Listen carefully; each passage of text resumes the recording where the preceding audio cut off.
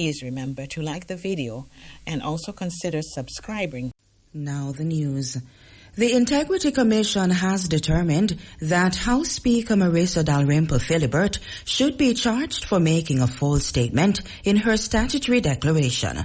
The Director of Corruption Prosecution reviewed the subject investigation report, and upon careful consideration, it was determined that Mrs. Dalrymple-Philibert should be charged for 4 counts of breaching the Parliament Integrity of Members Act. It was also determined that Mrs. Dalrymple-Philibert should be charged for 4 counts of breaching the Integrity Commission Act. This in relation to false declarations made between 2015 and 2021. The Commission's investigative report and ruling were tabled in the lower house yesterday. Patrice Walters has more. In its report, the Commission noted that the Director of Investigation related concern that Dalrymple-Philibert made false statements in the statutory declaration she filed. It stated that Dalrymple-Philibert failed to include in the declarations a certain asset she held. The omission constitute offences of the Integrity Commission Act and the Parliament Integrity of Members Act. Additionally, breaches of the terms and conditions of a 20% duty concession granted to her and by extension the Customs Act were identified. The IC said upon the omission in respect of the referenced Mercedes-Benz motor vehicle from her 2015-2021 declarations, the DI concluded that Mrs. Dalrymple-Philibert was the legal owner thereof and, having omitted to include same in her statutory declarations, her declarations were inaccurate and incomplete. The DI further concluded that there is sufficient basis to infer that the omission amounts to the offence of knowingly making a false statement to the Commission. Having regard to the circumstances surrounding the application for and subsequent receipt and use of the 20% duty concession by Mrs. Dalrymple-Philibert, the DI concluded that both the terms and conditions to include the Customs Act were breached. Further, the DI found that other persons who assisted Ms. Dalrymple-Philibert in the foregoing were equally liable. Based on the foregoing, the DI concluded that consideration should be given to whether the reference concession was fraudulently obtained. The DI also concluded that motor vehicle allowances paid in spite of the breaches identified were irregular. Among the recommendations made by the DI is that the report be referred to the Commissioner of Customs to recover the duties and to apply such penalties as the Commissioner may deem to be appropriate in the circumstances, considering that the vehicle acquired by Mrs. Dalrymple-Philibert was used contrary to the Customs Act. Another is that the Financial Secretary takes such action as may be necessary to recover the allowances paid in breach of the terms and conditions of the duty concession. The DI further recommended that the Prime Minister take such disciplinary and or administrative actions which both recognizes the seriousness of Mrs. Dalrymple-Philibert's conduct and to deter recurrence.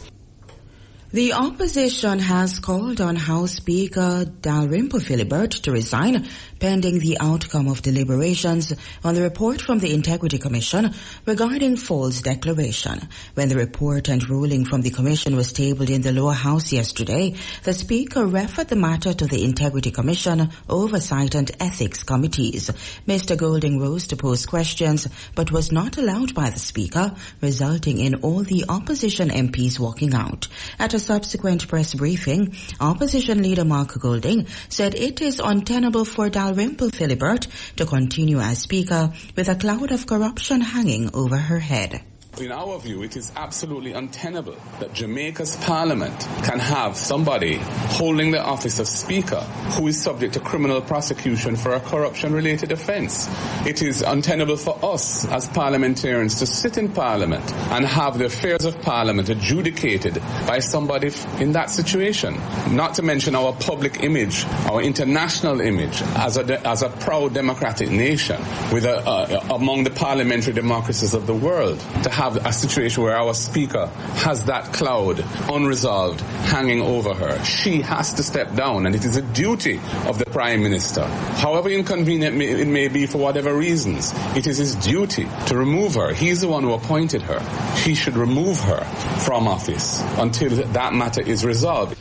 Opposition leader Mark Golding and opposition spokesman Julian Robinson pointed out that it is improper for the Speaker to send the matter to the two stated committees. This as the Oversight Committee has no authority on reports and the Ethics Committee is chaired by the Speaker. The purpose of the Oversight Committee is to look at the functioning of the Integrity Commission. Yes. The Oversight Committee is not here to review reports that are made about individuals, public servants. It is totally inappropriate for it to be sent to the Oversight Committee, dominated with 13 government members and 2 opposition members, to decide what should happen here. It's an absurdity. She's supported by all 49 of them over there. She must resign. It is the only decent thing for her to do. Resign. You're referred for criminal prosecution. Resign and go clear your name. If you come back, fine. Opposition spokesman Julian Robinson. Finance Minister Dr. Nigel Clarke has expressed concern that only an estimated 862 engineers are registered with the Jamaica Institute of Engineers, JIE, and the Professional Engineers Registration Board. Dr. Clarke was speaking at the opening ceremony for Engineers Week at the JIE in Kingston on Monday.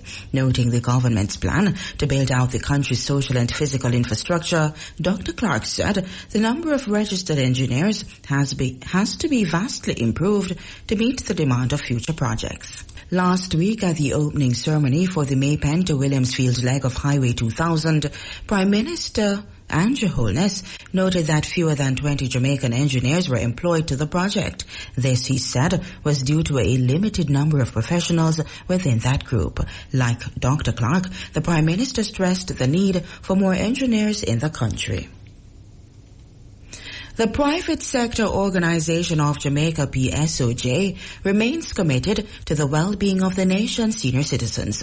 That's according to its Vice President, Paris Luayai Jr., who was speaking at the launch of Senior Citizens Week in Kingston yesterday. He noted that the number of senior citizens in the population is rising, so it's crucial that the public and private sectors partner in preparing for having more elderly people.